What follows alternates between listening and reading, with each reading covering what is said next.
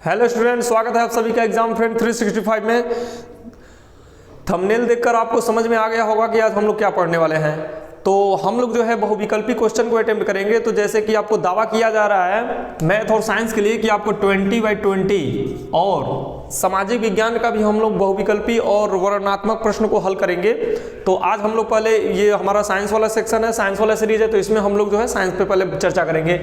आपसे मैं उम्मीद यानी कि आपसे मैं एक बिल्कुल चैलेंज करता हूं कि आपको यानी कि 20 में 20 नंबर आपको दिलाने का। किसमें? बहुविकल्पी। ये सीरीज हमारा बहुविकल्पी रहेगा। बाकी का जो यानी कि वर्णनात्मक प्रश्न है, लॉन्ग आंसर वाले हैं, तो उसके लिए भी वीडियो बनाई जाएगी। आप निरंतर जो है चैनल पे बने रहें।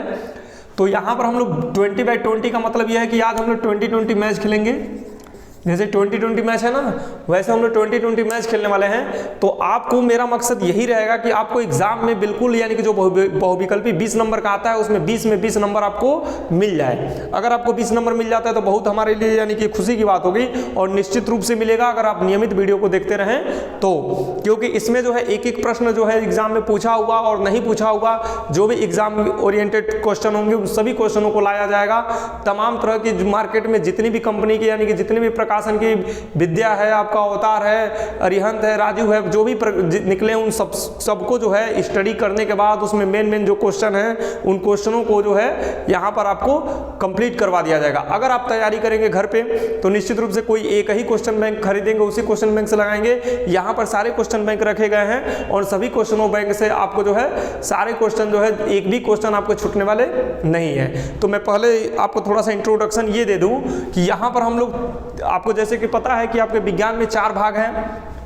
तो सबसे पहले आपका रसायन विज्ञान है, उसके बाद जीव विज्ञान है, भौतिक विज्ञान है और पर्यावरण विज्ञान है। 4 टाइप का विज्ञान आप पढ़ते हैं, एक ही बुक में सभी पार्टों का मेंशन है। तो सबसे पहले हम लोग पढ़ते हैं रसायन विज्ञान। रसायन विज्ञान है, रसायन विज्ञान के बाद क्या क्या पढ़ते हैं हम लोग? जीव विज्ञान। ठीक है, रसायन को थोड़ा सा हम लोग यहाँ पे ऐसे लिखेंगे, रसायन विज्ञान, जीव विज्ञान, और उसके बाद से भौतिक विज्ञान, भौतिक विज्ञान, और भौतिक विज्ञान के बाद पर्यावरण, पर्यावरण विज्ञान। तो ये 4 विज्ञान हम लोगों को पढ़ना है। आपको पता है कि रसायन विज्ञान में कितने पार्ट हैं? 4 पार्ट। आपका हम समय जो है नहीं ले रहे हैं, पहले आप बात को समझ लें। इसमें भी जीव विज्ञान में भी आपको 4 पार्ट पढ़ने हैं, और भौतिक विज्ञान में भी आपको 4 पार्ट पढ़ने हैं। पर्यावरण विज्ञान में आपको केवल एक ही पार्ट पढ़ना है। आपको पता है पर्यावरण विज्ञान में कितना? आपको 1 पार्ट पढ़ना है। तो रसायन विज्ञान का हम लोग का अलग अलग कैटेगरी का वीडियो रहेगा, अलग अलग सीरीज का रहेगा। पर्यावरण विज्ञान के लिए किसी एक ही पार्ट है, उसके लिए तो हम मुख्य रूप से यानी कि कोई एक वीडियो बनाएंगे। तो उसमें पर्यावरण विज्ञान जो यानी कि एग्जाम में जो क्वेश्चन पूछता है और जो पूछ सकता है उसके लिए तो बहुत एक वीडियो बस काफ़ी है। लेकिन यहाँ पे हम लोग जो रसायन विज्ञान, जीव विज्ञान और भौतिक विज्ञान को, इस पर हमें ज़्यादा फोकस करना है। तो यहाँ पे फोकस करना ये है कि आपको रसायन विज्ञान का जो बहुविकल्पी होगा वो अलग सीरीज चलेगा, जीव विज्ञान का सीरीज अलग चलेगा, भौतिक विज्ञान का सीरीज अलग चलेगा। तो ये जो है आपका यानी कि आधे घंटे से भी कम समय का जो वीडियो आपको मिलेगा प्रत्येक दिन, वो जो है बहुविकल्पी का मिलेगा। बहुविकल्पी आपका जो है 20 नंबर का आता है, काफ़ी 20 नंबर महत्वपूर्ण होता है। अगर बहुविकल्पी आप अच्छे से अटेम्प्ट कर लेते हैं तो बहुविकल्पी का पूरा नंबर दिया जाएगा। बाकी क्वेश्चन अगर आप करते हैं, आंसर लिखते हैं, तो उसमें नंबर आपके कट भी सकते हैं, लेकिन बहुविकल्पी में नंबर आपके नहीं कटेंगे। तो बहुविकल्पी में आपको पूरा का पूरा नंबर दिया जाएगा। तो इस उद्देश्य से हम लोग क्या करेंगे, पहले बहुविकल्पी को ही हम लोग तैयार करेंगे, बाकी का वीडियो जो है वो धीरे धीरे आता रहेगा। तो यहाँ पे रसायन विज्ञान नहीं है, यहाँ पे हम लोग जीव विज्ञान वाला सेक्शन करने वाले हैं। जैसा कि क्वेश्चन देखकर आपको पता चल गया होगा, आज जो है हम लोग जीव विज्ञान वाला सेक्शन करेंगे। तो जीव विज्ञान में हम लोग आज बहुविकल्पी, उसके कौन कौन से क्वेश्चन पिछले वर्षों में पूछे गए हैं उन प्रश्नों पे डिस्कस किया जाएगा। उस पर अपना देखा जाएगा कि हमारी तैयारी क्या है, और बिल्कुल घबराने की जरूरत नहीं है। अगर आप निरंतर बन रहे हैं तो आपको जो है निश्चित रूप से परीक्षा में जो है, मेरा चैलेंज है 90+ जो है आपको 90+% जो है आपको दिया जाएगा मैथ और साइंस के लिए। उसके बाद सोशल साइंस के लिए भी आपको यानी कि पढ़ाया जाएगा बहुत ही जल्दी। 2 से 3 दिन में सोशल साइंस का भी वीडियो आने लगेगा और हिंदी का भी वीडियो आने लगेगा, और बाकी जो है अन्य विषयों पे भी काम किया जा रहा है। तो निरंतर आप बने रहें। हालांकि मेरा जो डिपार्ट है वो बस आपका मैथ और साइंस के लिए है। तो मैथ और साइंस के लिए तो मैं काम कर ही रहा हूँ, और बहुत ही जल्दी, यानी कि पिछले समय हम लोग का चैनल बहुत स्लो चल रहा था, उसमें काम नहीं हो पा रहा था, कुछ दिक्कतें थी। लेकिन अब आपको निरंतर एक दिन में 2 से 3 वीडियो प्रोवाइड कराई जाएगी। तो बहुविकल्पी का तो प्रत्येक दिन चलता रहेगा, उसके बाद यानी कि वर्णनात्मक यानी कि लॉन्ग आंसर क्वेश्चन जो है वो भी लगातार चलता रहेगा। तो हम लोग जो है आज यहाँ पे क्वेश्चन को देखते हैं, स्टार्ट करते हैं। बातें आपको समझ में आ रही होंगी। अब ज़्यादा बात करने का समय नहीं है, अब कुछ करने का समय है, क्योंकि एग्ज़ाम आपके सर पे है और आप जानते हैं कि एग्ज़ाम जो है 22 फरवरी से स्टार्ट होने वाला है। तो चलिए फर्स्ट क्वेश्चन को आप देखकर आंसर बताइए क्या होगा। फर्स्ट क्वेश्चन के लिए जो है आप आंसर सजेस्ट कीजिए, पढ़े हैं कि नहीं पढ़े हैं। तो शायद कुछ बच्चों ने पढ़ाई की होगी, शायद कुछ बच्चों ने पढ़ाई नहीं की होगी। तो जो पढ़ाई किए उनके लिए भी ये जरूरी है और जो नहीं किए उनके लिए भी जरूरी है। जो नहीं किए हैं वो सीख जाएंगे और जो किए हैं उनका रिवीजन हो जाएगा, उनका और स्ट्रांग हो जाएगा। तो यहाँ पर पहले प्रश्न पे आते हैं। क्वेश्चन नंबर फर्स्ट में लिखा है स्वपोषी पोषण के लिए आवश्यक है। नंबर 1 क्या कह रहा है, स्वपोषी। आप देख पा रहे हैं लिखा है स्वपोषी पोषण के लिए आवश्यक है। क्या आवश्यक है, ये 4 ऑप्शन दिया गया। इन 4 ऑप्शन में से कौन कौन से ऑप्शन इसके सही हैं वो बताने हैं। यहाँ पे सेकंड क्वेश्चन है आपको, पादपों में प्रकाश संश्लेषण द्वारा भोजन निर्माण होता है। जैसा कि यहाँ पे मेंशन कर दिया गया है, ये किन किन वर्षों में पूछा गया है। ये आपका 23, 22, 20 और 19 में पूछा है। ये 18 और 17 में पूछा गया क्वेश्चन है और 14 और 15 में भी ये क्वेश्चन पूछा था। तो यहाँ पर हम लोग देखेंगे स्वपोषी पोषण के लिए आवश्यक है। स्वपोषी का मतलब क्या होता है, स्वपोषी पोषण। स्वपोषी पोषण का मतलब ये होता है कि कोई भी जीव अपना भोजन अगर स्वयं बनाता है तो ऐसे पोषण को हम लोग क्या कहते हैं, स्वपोषी। और कुछ जीव ऐसे होते हैं जो अपना भोजन स्वयं नहीं बना पाते हैं, वो दूसरे जीव पे निर्भर होते हैं, तो उन्हें हम क्या कहते हैं, परपोषी या विषमपोषी। तो स्वपोषी पोषण के लिए आवश्यक है, क्या क्या आवश्यक है। तो पहले हम ये समझेंगे स्वपोषी पोषण जो है कौन से जीव स्वपोषी पोषण करते हैं। तो जैसे कि जीव अगर आप जान गए कि ये जीव स्वपोषी पोषण करता है तो आप जान जाएंगे कि वो क्या खा रहा है, कैसे पी रहा है, तो आपको पता चल जाएगा कि किन किन चीज़ों की आवश्यकता पड़ेगी। तो उससे आप अनुमान लगा सकते हैं। तो स्वपोषी पोषण में जितने पादप जगत हैं, पादप के जितने जगत हैं, पादप यानी कि इन द सेंस पौधे, यानी कि पेड़ पौधे वृक्ष जितने, उनका क्या है, स्वपोषी। वो भोजन तो अपना स्वयं बनाते हैं, वो दूसरे पे डिपेंड नहीं होते। हालांकि हम लोग मनुष्य और अन्य जानवर जो है उन पे डिपेंड होते हैं, यानी कि पौधों पे डिपेंड होते हैं। तो इस तरह से हम लोग क्या है, विषमपोषी या परपोषी हैं। और पौधे जो हैं, पौधे यानी कि जो भी पेड़ पौधे हैं वो सब क्या हैं, विषमपोषी हैं। तो पेड़ पौधे अपना भोजन कैसे बनाते हैं, प्रकाश संश्लेषण से बनाते हैं। और प्रकाश संश्लेषण के लिए क्या क्या आवश्यक है अब देख लेते हैं। तो यहाँ पे देखिए लिखा है कार्बन डाइऑक्साइड तथा जल। तो प्रकाश संश्लेषण के लिए कार्बन डाइऑक्साइड और जल ये दोनों आवश्यक है। तो ये हमारा आंसर सही हो सकता है। फिर उसके बाद से लिखा क्लोरोफिल। तो क्लोरोफिल यानी कि जो है परलहरिम, यानी कि इसे बोलते हैं परलहरिम। तो ये परलहरिम, हिंदी में क्लोरोफिल को परलहरिम बोलते हैं। ये जो है पौधों में पाया जाता है, यानी कि जो पौधे का हरे भाग होता है, पत्ती और तनों में, ये जो है क्लोरोफिल पाया जाता है। ये भी क्या करता है, ऊर्जा का संग्रह करता है, यानी कि सोलर का काम करता है। सूर्य के प्रकाश को क्या करता है, वो शोषित करने का कार्य करता है और ऊर्जा जो है इसमें इकट्ठा भी होता है क्लोरोफिल में। ये बहुत सारे गुण हैं क्लोरोफिल के, बहुत सारे कार्य भी हैं। तो ये क्लोरोफिल भी आवश्यकता के लायक है, यानी कि प्रकाश संश्लेषण में इसकी बहुत महत्वपूर्ण भूमिका। अगर क्लोरोफिल नहीं है तो प्रकाश संश्लेषण क्रिया नहीं होगी। कार्बन डाइऑक्साइड है तो प्रकाश संश्लेषण क्रिया नहीं होगी। जल नहीं है तो प्रकाश संश्लेषण क्रिया नहीं होगी। तो अब तक हम देख रहे हैं कि यह भी हमारा सही है, यह भी सही है। सूर्य का प्रकाश मोस्ट इंपॉर्टेंट। सूर्य का प्रकाश तो आप जानते हैं, सूर्य का प्रकाश ना हो तो पौधे प्रकाश संश्लेषण कर ही नहीं सकते। तो यह भी क्या है, आवश्यक है। तो ये सब आवश्यक है। उसके बाद लिखा है उपरोक्त सभी। तो उपरोक्त सभी का मतलब क्या है, सभी। तो किस पे हम लोग ट्रिक लगाएंगे, डी पे। किस पे हमारा ट्रिक रहेगा, डी पे रहेगा, यानी कि इसका आंसर हो जाएगा डी। उत्तर क्या रहेगा, डी, उपरोक्त सभी। बात आपको समझ में आ गई होगी। तो उपरोक्त सभी। तो फर्स्ट क्वेश्चन आपको समझ में आ गया होगा। चलिए सेकंड नंबर की बात करते हैं। लिखा है पादपों में प्रकाश संश्लेषण द्वारा भोजन का निर्माण होता है। अब देखिए प्रकाश संश्लेषण हो गया। प्रकाश संश्लेषण में जो है अब यहां से कई क्वेश्चन है प्रकाश संश्लेषण का, डायरेक्ट हम लोग क्वेश्चन, यानी कि लगातार हम प्रकाश संश्लेषण का ही क्वेश्चन लेंगे। अगर ये प्रकाश संश्लेषण की बातें सुन रहे हैं तो प्रकाश संश्लेषण के बारे में लिख भी सकते हैं और एग्जाम में पूछता भी है प्रकाश संश्लेषण। तो जब वर्णनात्मक में और लॉन्ग आंसर में आएंगे तो उस प्रकाश संश्लेषण पर विशेष चर्चा होगी। तो यहाँ पे लिखा है पादपों में प्रकाश संश्लेषण द्वारा भोजन का निर्माण होता है। तो भोजन का जो निर्माण होता है, प्रकाश संश्लेषण मान लीजिए हो गया, तो भोजन का जो निर्माण होगा वो कहाँ पर होगा, जड़ में, पत्ती में, तने में, पुष्प में। तो देखिए जड़ में क्या होता है, जड़ में तो भोजन का निर्माण नहीं हो सकता, क्योंकि जल जो है वो क्या करता है, जल और खनिज लवण आदि को क्या करता है, अवशोषित करने का काम करता है। पौधे जो है क्या करते हैं, जड़ के माध्यम से जो है जल को अवशोषित करते हैं, कुछ खनिज को अवशोषित करते हैं, कुछ तत्व को अवशोषित करते हैं पृथ्वी के, यानी कि कुछ मिनरल्स और विटामिन को अवशोषित करते हैं। तो इस तरह से जो है जड़ में भोजन का निर्माण नहीं होता। तो ये ऑप्शन हमारा क्या हो जाएगा, गलत हो जाएगा। जड़ में जो है ये क्या हो जाएगा, गलत हो जाएगा। जड़ में भोजन का निर्माण नहीं होता। पत्ती जो है ये सही रहेगा, पत्ती में भोजन का निर्माण होता है, क्योंकि पत्ती में ही प्रकाश संश्लेषण क्रिया होती है और वहीं पे जो है क्या होता है, भोजन बनता है। और भोजन जो है आपका जाइलम और फ्लोएम के माध्यम से जो है, फ्लोएम के माध्यम से जो है अन्य भागों में पहुंचता है। तने में जो है भोजन का निर्माण नहीं होता, पुष्प में भोजन का निर्माण नहीं होता। पुष्प में क्या होता है, पुष्प में पुष्प जो है प्रजनन क्रिया के लिए होता है। वो जो आप रिप्रोडक्शन वाला चैप्टर पढ़ेंगे तो उसमें समझ में आएगा, तो और पढ़े होंगे तो जानते भी होंगे। तो इस तरह से इसका जो करेक्ट आंसर है वो क्या हो जाएगा, बी हो जाएगा, यानी कि पत्ती में। भोजन कहाँ पे बनता है, पत्ती में। याद रखेंगे, प्रकाश संश्लेषण द्वारा भोजन का निर्माण कहाँ पर होता है, पत्ती में। तो इसका आंसर क्या हो जाएगा, बी, पत्ती में। इसका आप चाहें तो स्क्रीनशॉट ले सकते हैं, बाकी समय में रिवीजन करने के लिए स्क्रीनशॉट ले लें। एक बार अगर देखेंगे तो आपका ये तैयार हो जाएगा। अगले प्रश्न पे हम लोग आते हैं। अगले प्रश्न पे आते हैं, प्रश्न नंबर 2। आपके बोर्ड पे लिखा है, आप देख पा रहे हैं प्रश्न नंबर 2 क्या है। यहाँ पे प्रश्न नंबर 2 और ये प्रश्न नंबर 3 है। चलिए देखिए प्रश्न नंबर 2 पे आते हैं। देखिए क्या लिखा है, ये इसका आंसर देने का प्रयास करें। लिखा है द्वार कोशिकाएं पाई जाती हैं जड़ों में, रंध्रों में, वात रंध्रों में, इन सभी में।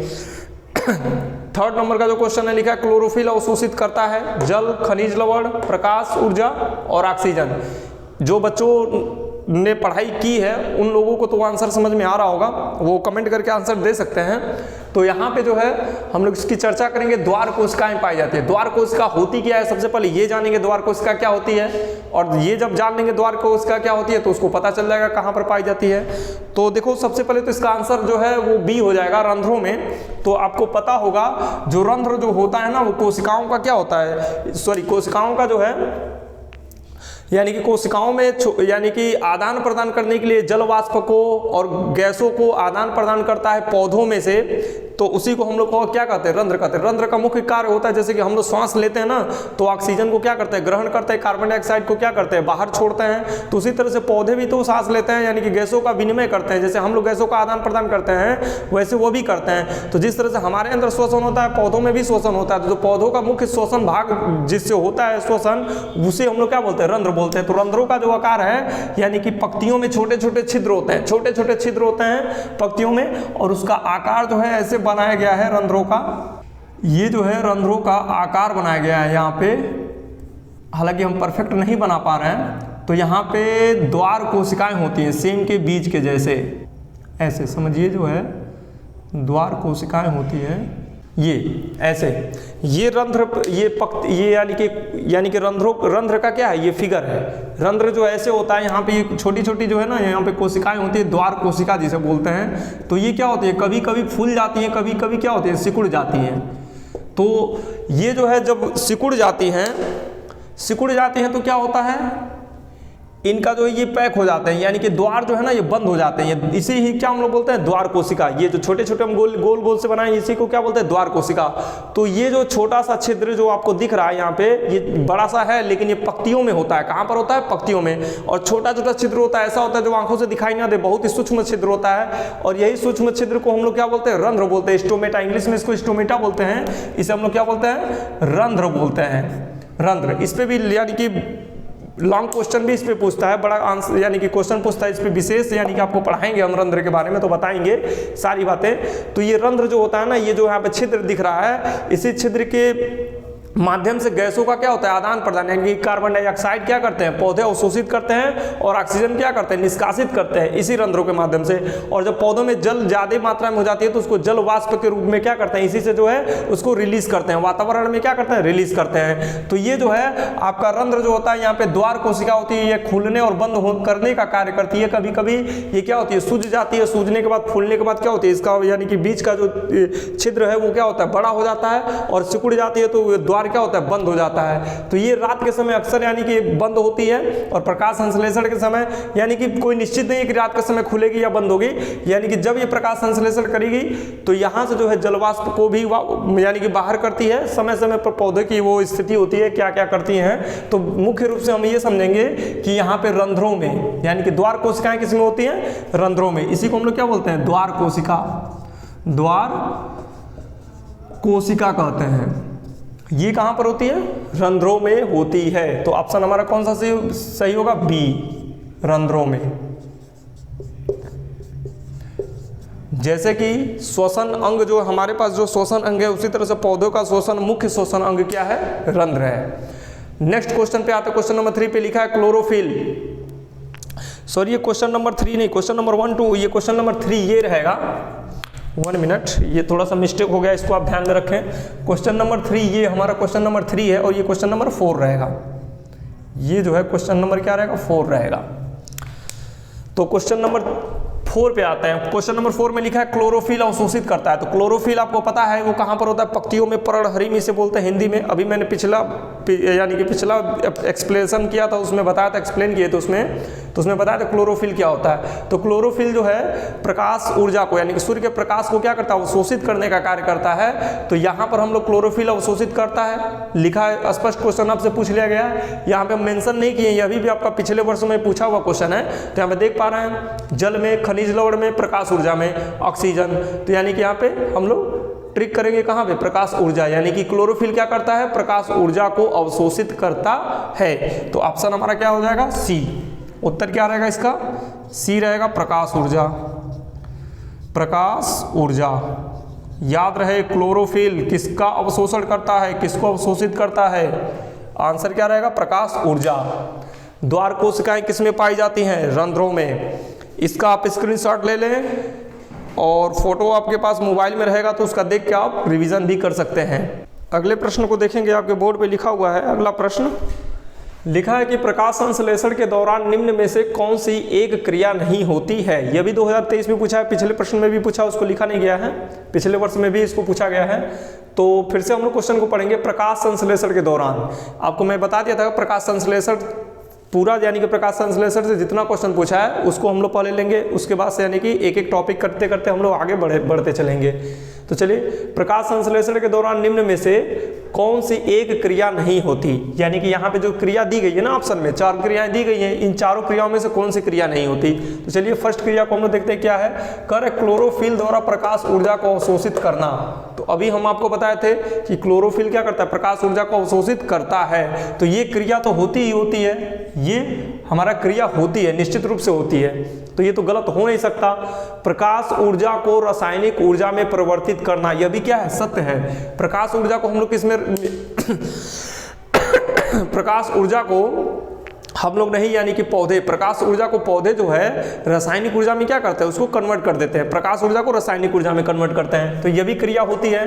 कार्बन डाइऑक्साइड का कार्बोहाइड्रेट में अपचयन, यह भी सत्य है, यह भी क्रिया होती है। कार्बन डाइऑक्साइड का कार्बोहाइड्रेट में अपचयन, यानी कि कार्बन डाइऑक्साइड पौधे क्या करते हैं, अवशोषित करते हैं, और कार्बन डाइऑक्साइड का ही अपचयन करके यानी कि क्या करते हैं, कार्बोहाइड्रेट्स में यानी कि ऊर्जा बनाने में उसका प्रयोग करते हैं, ग्लूकोज में बनाने में उसका प्रयोग करते हैं, भोजन बनाने में क्या करते हैं, प्रयोग करते हैं। फिर लिखा है ग्लूकोज का पायरुविक अम्ल में विखंडन, ये तो निश्चित रूप से यानी कि 3 जब सही है तो चौथा ही तो होगा ना गलत वाला।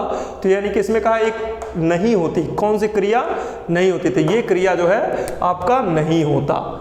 कौन सा क्रिया, ग्लूकोज का पायरुविक अम्ल में विखंडन, यानी कि ग्लूकोज का पायरुविक अम्ल में विखंडन नहीं होता। तो यहां पर जो है आपका जो सही आंसर रहेगा वो क्या रहेगा, डी रहेगा। क्या रहेगा, डी। क्या है, ग्लूकोज का पायरुविक अम्ल में विखंडन, ये जो है क्रिया नहीं होती। ठीक है। नेक्स्ट क्वेश्चन हमारा है, प्रकाश संश्लेषण प्रक्रम के दौरान क्या नहीं संश्लेषित होता, यानी कि प्रकाश संश्लेषण क्रिया जब होती है तो इन चारों में से कौन सी ऐसी चीजें हैं जो संश्लेषित नहीं होती। तो देखेंगे, सबसे पहले लिखा है ऑक्सीजन, फिर कार्बन डाइऑक्साइड, जल और ग्लूकोज। तो ये हमारा ऑप्शन जो है ना ए वाला जो है ऑप्शन सही होगा। ऑक्सीजन का जो है संश्लेषण नहीं होता। ऑक्सीजन तो खुद यानी कि वो क्या करती है, यानी कि जल से जो है ऑक्सीजन निकाल कर हमें क्या करती है, वातावरण में पौधे जो है उसको प्रदान करते हैं, रंध्रों के माध्यम से क्या करते हैं, रिलीज कर देते हैं वातावरण में, किसको, ऑक्सीजन को। तो ऑक्सीजन संश्लेषित हो नहीं सकता। कार्बन डाइऑक्साइड तो संश्लेषित होता है, यानी कि वातावरण से कार्बन डाइऑक्साइड उसको लेता है। आप जानते हैं, छोटे क्लास में भी पढ़े होंगे, जल का भी अवशोषण होता है, ग्लूकोज यानी कि क्या होता है, कार्बन डाइऑक्साइड में बनता है और ग्लूकोज बनता है, और ग्लूकोज जो पक्षियों में क्या होता है, निहित होता है। तो यहाँ पर ये जो है, ये हमारा फर्स्ट वाला क्या रहेगा, सही रहेगा, यानी कि इसका आंसर हो जाएगा ए। क्या हो जाएगा, ऑक्सीजन। तो बात आपको समझ में आ गई होगी, ये प्रश्न जो है समझ लिए होंगे। तो प्रकाश संश्लेषण प्रक्रम के दौरान संश्लेषित न होने वाला क्या है, ऑक्सीजन। फिर उसके बाद से प्रकाश संश्लेषण के दौरान निम्न में से कौन सी क्रिया नहीं होती है, तो ये ग्लूकोज का पायरुविक अम्ल में विखंडन ये नहीं होता। तो इसका भी आप चाहे तो स्क्रीनशॉट ले सकते हैं। अगले प्रश्न पे हम लोग आते हैं। अगले प्रश्न पे आते हैं। प्रश्न नंबर 7 आपके बोर्ड पे नोट हो गया है, आप देख पा रहे हैं। तो लिखा है, पादपों में वायु प्रदूषण को कम करने वाली प्रक्रिया है। यानी कि पादप जो है वायु प्रदूषण को कम करते हैं, तो वो वायु प्रदूषण को कम करने की जो प्रक्रिया है वो इन ऑप्शन, यानी कि जो 4 ऑप्शन दिया, इनमें में से किस प्रक्रिया के दौरान जो है वायु प्रदूषण कम होता है। तो चलिए, लिखा है श्वसन, यानी कि जो पौधे श्वसन करते हैं, क्या उसके द्वारा वायु प्रदूषण कम होता है, या प्रकाश संश्लेषण के द्वारा होता है, या वाष्पोत्सर्जन के द्वारा होता है, या प्रोटीन के द्वारा होता है। तो प्रोटीन का तो कोई यहाँ पे लेना देना है नहीं, तो यहाँ पे प्रोटीन तो बिल्कुल बेफिजूल दिया है। वाष्पोत्सर्जन का मतलब ये है, यानी कि पौधे जो है वाष्पोत्सर्जन करते हैं, यानी कि उनमें जो जल वाष्प हो जाता है, तो उसको जल को वाष्प के रूप में क्या करते हैं, उसको बाहर निकालते हैं। तो इससे क्या जो है, अब आपका वायु प्रदूषण यानी कि वायु प्रदूषण कम होता है, तो इससे वायु प्रदूषण पे कोई प्रभाव नहीं पड़ता। वाष्पोत्सर्जन भी हमारा क्या हो जाएगा, गलत हो जाएगा। प्रकाश संश्लेषण जो है ये हमारा ऑप्शन सही रहेगा, क्योंकि प्रकाश संश्लेषण क्रिया के दौरान यानी कि वायु प्रदूषण में क्या होती है, कमी होती है। क्यों? क्योंकि वायु में प्रकाश संश्लेषण क्रिया जब होती है तो वायु में ऑक्सीजन की मात्रा बढ़ती है। बात समझ में आ रही होगी आपको, यानी कि वातावरण में, वायुमंडल में ऑक्सीजन क्या होता है, बढ़ता है। यानी कि पौधे क्या करते हैं, ऑक्सीजन का यानी कि रिलीज करते हैं, ऑक्सीजन यानी कि निष्कासित करते हैं। उस समय यानी कि वायु प्रदूषण क्या होती है, कम होती है। तो इस उद्देश्य से हम लोग कह सकते हैं कि हमारा जो ऑप्शन है वो बी सही है। तो उत्तर में हम लोग क्या लिख देंगे, उत्तर जो रहेगा हमारा बी सही रहेगा। क्या रहेगा बी, प्रकाश संश्लेषण। प्रकाश संश्लेषण आपको याद करना पड़ेगा, ये बात ध्यान में बैठाना पड़ेगा कि वायु प्रदूषण को कम करने वाला जो है प्रकाश संश्लेषण क्रिया है, जो वायु प्रदूषण को क्या करती है, कम करती है। अगला प्रश्न दिया आपका, प्रकाश संश्लेषण अभिक्रिया में मुक्त O2 का स्रोत होता है। आप प्रकाश संश्लेषण पे इतना सारा क्वेश्चन पढ़ लिए, आप चाहे तो प्रकाश संश्लेषण पे जो है इन सब बातों को याद करके आप प्रकाश संश्लेषण पे एक लेख लिख भी सकते हैं, और आपका प्रकाश संश्लेषण समझ में आ जाएगा। जब आपको प्रकाश संश्लेषण जब हम पढ़ाएंगे तो उसमें सारी चीज़ों का इसमें मेंशन भी कर देंगे, इन सभी चीज़ों का समावेश कर देंगे। तो यहाँ पे लिखा है, प्रकाश संश्लेषण अभिक्रिया में मुक्त O2 का स्रोत होता है। यानी कि जो O2 यानी कि जो ऑक्सीजन है, प्रकाश संश्लेषण जब होता है तो ऑक्सीजन जो हमें प्राप्त होता है प्रकाश संश्लेषण क्रिया के दौरान, वो कहाँ से प्राप्त होता है, किससे प्राप्त होता है। तो ये 4 ऑप्शन दिया है आपका। कार्बन डाइऑक्साइड, क्या कार्बन डाइऑक्साइड से ऑक्सीजन आपको प्राप्त होता है? नहीं, ये गलत बात है। कार्बन डाइऑक्साइड से हमें प्राप्त नहीं होता। जल जो है, जल में आपका जो है ऑक्सीजन होता है, यानी कि H2O। तो ये हमारा सही है, जल। अब आप कहेंगे सर कार्बन डाइऑक्साइड यानी कि जो है कार्बन डाइऑक्साइड का क्या होता है, ये अपचयन होता है। यानी कि अपचयन के दौरान जो है कार्बन डाइऑक्साइड का अपचयन कार्बोहाइड्रेट्स में हो जाता है, और यहाँ पे जल जो है यानी कि जो पौधे जो है जड़ों द्वारा जल अवशोषित करते हैं। जो जड़ यानी कि जलों में जो ऑक्सीजन होता है, उस ऑक्सीजन को क्या करते हैं, पौधे जो है रिलीज करते हैं। तो मुख्य स्रोत हमारा क्या है, ऑक्सीजन का, जल है। ठीक है, जो पौधों से हमें ऑक्सीजन प्राप्त होती है वो उनका मुख्य स्रोत क्या है, जल है। ग्लूकोज से तो हो नहीं सकता। एटीपी तो यानी कि एटीपी ऊर्जा के रूप में होती है, इसमें हो नहीं सकता। तो ये ऑप्शन हमारा सही रहेगा, यानी कि कौन सा ऑप्शन है, जल। यानी कि जल, बी वाला उत्तर हमारा सही रहेगा। तो इसमें आंसर में लिख देंगे उत्तर बी। इसका भी बी है और इसका भी बी है। बी तो क्या हो जाएगा आपका, जल। इस बात को याद रखें। तो अगले प्रश्न आएंगे, आप इसका स्क्रीनशॉट इसका भी ले सकते हैं। तो अगले प्रश्न पे चलते हैं। अगला प्रश्न आपके बोर्ड पे नोट कर दिया गया है, इसको आप देख सकते हैं। इसका आंसर देने का प्रयास करें, क्या होगा इसका आंसर। तो देखिए लिखा है फर्स्ट यानी कि क्वेश्चन नंबर 9, निम्नलिखित में से कौन विषमपोषी नहीं है। ये भी 2022 में पूछा है, और इससे भी यानी कि पूछा गया है। इस क्वेश्चन को भी 2018 में कि हाँ 2018 या 17 में ही पूछा गया है। तो यहाँ पे हम लोग इस क्वेश्चन की चर्चा करेंगे, निम्नलिखित में से कौन सा विषमपोषी नहीं है।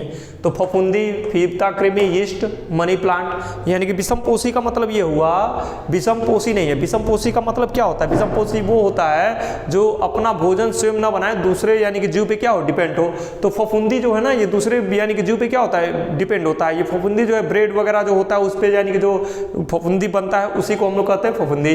तो ये फफूंदी जो है ना दूसरे यानी कि जीवों पे क्या करता है, डिपेंड होता है। ये जो है स्वपोषी, विषमपोषी नहीं है, सॉरी विषमपोषी यानी कि दूसरे जीव पे निर्भर करे। विषमपोषी, हाँ एक मिनट, क्वेश्चन थोड़ा देख लें, क्वेश्चन सही लिखा गया कि गलत लिखा गया है।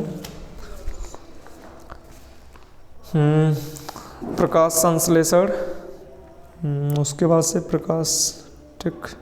तो विषमपोषी नहीं है, तो ये तो विषमपोषी नहीं है, तो ये फफूंदी हमारा विषमपोषी है, ठीक है। फीता-कृमि भी विषमपोषी है। ये जो है विषमपोषी का मतलब होता है जो दूसरे जीव पे निर्भर करे। तो फीता-कृमि जो है ये मानव के यानी कि पेट में, आंतों में पाया जाता है, और आंतों में यानी कि फीता के जैसे इसकी आकृति होती है, बहुत लंबी सी आकृति होती है।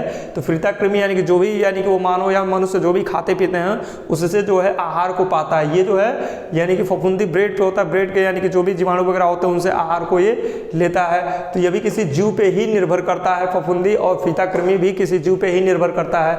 यीस्ट जो है यह भी किसी जीव पे ही निर्भर करता है। ये मनी प्लांट, आपको मैंने बता दिया प्लांट क्या होता है, स्वपोषी होते हैं, विषमपोषी नहीं होते। कोई भी प्लांट हो वो क्या होते हैं, स्वपोषी होते हैं। तो ये मनी प्लांट यानी कि क्या है, मनी यानी कि मनी प्लांट एक पौधा है, और वो पौधा जो होता है वो स्वपोषी होता है, विषमपोषी नहीं होता। तो इसलिए इसका आंसर हमारा क्या हो जाएगा, इसका उत्तर हो जाएगा डी। आंसर क्या होगा, डी, यानी कि मनी प्लांट। तो जो मनी प्लांट है ये क्या है, विषमपोषी नहीं है, ये विषमपोषी नहीं है। फिर अगला जो है क्वेश्चन नंबर 10, प्रत्येक जबड़े में अग्र चवड़ों की संख्या होती है। अग्र चवड़क यानी कि जो हमारे दांत होते हैं ना, यानी कि दांतों में भी कई प्रकार के यानी कि अलग अलग भिन्न भिन्न प्रकार के दांत हैं, उन बनावट के आकार के हिसाब से और गुण और कार्य के हिसाब से भी अलग अलग उनका कार्य के हिसाब से उनका नाम रखा गया है। तो इसी तरह से इसमें पूछा गया कि अग्र चवड़ों की संख्या होती है। तो अग्र चवड़क की संख्या जो होती है, पहले हम लोग जानेंगे कि दांत यानी कि ये जो है डाइजेस्टिव सिस्टम में आपको पढ़ाया जाता है दांतों के बारे में। तो जब डाइजेस्टिव सिस्टम पढ़ाएंगे तो उसमें डिटेल्स अध्ययन करेंगे। बस आप इतना समझ जाइए कि आगे का जो दो दांत होता है, दो ऊपर और दो नीचे, जो सामने फ्रंट में दिखाई देता है, जैसा कि ये दिखाई दे रहा है, तो इसे हम लोग क्या बोलते हैं, कृंतक बोलते हैं। क्या बोलते हैं, कृंतक। ये काटने के दांत होते हैं। फिर इसके साइड की एक साइड और एक साइड यानी कि दो ऊपर और दो नीचे जबड़े वाले में जो दांत होता है ये हमारा रत्नक का दांत होता है। कृंतक, रत्नक, उसके बाद से अग्र चवड़क और उसके बाद से चवड़क। तो चवड़क होते हैं, एक दांत ऊपर होते हैं एक साइड और एक दांत ऊपर इस साइड में होते हैं। जो पहला चौड़क यानी कि चौड़ा वाला जो दांत है उसी को हम लोग क्या बोलते हैं, अग्र चौड़क। यानी कि कृंतक, और कृंतक के बाद रत्नक, रत्नक के बाद अग्र चौड़क।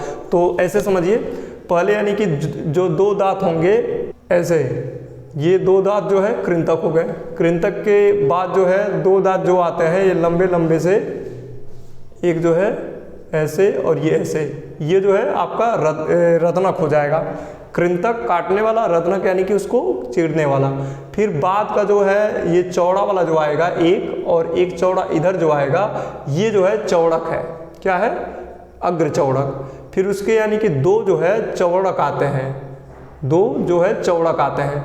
तो ये ऊपर वाले जबड़े में इनकी संख्या कितनी है, दो, और नीचे वाले भी जबड़े में इनकी संख्या कितनी रहेगी, दो रहेगी। तो ऊपर दो है और नीचे दो है, तो यानी कि कितना इनका जोड़ी हुआ, ऊपर एक जोड़ी और नीचे एक जोड़ी, तो कितना हुआ, दो जोड़ी।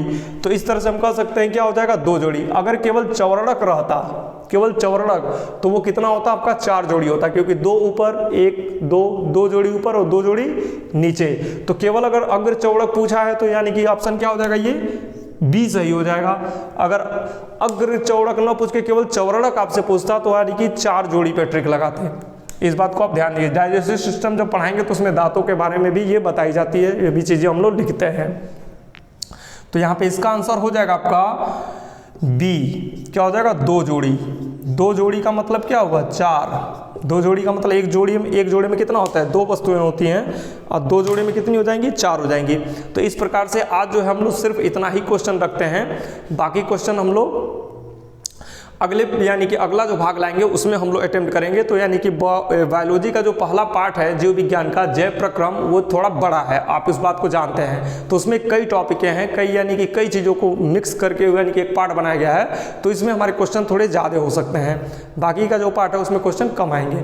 तो अभी इसमें क्वेश्चन बहुत सारे क्वेश्चन हैं और एग्जाम में पूछे हुए क्वेश्चन, सभी क्वेश्चन जो है एग्जाम में पूछा हुआ क्वेश्चन है वही आपको बताया जा रहा है। तो ये आपके लिए बहुत इंपॉर्टेंट और बहुत महत्वपूर्ण होने वाला है, बार बार मैं कहता हूँ। और इसको जब आप पढ़ लेंगे तो आपकी तैयारी बहुत अच्छी हो जाएगी, बहुत अच्छी हो जाएगी। तो आपकी तैयारी के लिए बेस्ट ऑफ लक। आप जम के तैयारी कीजिए, एग्जाम आपके सर पे है।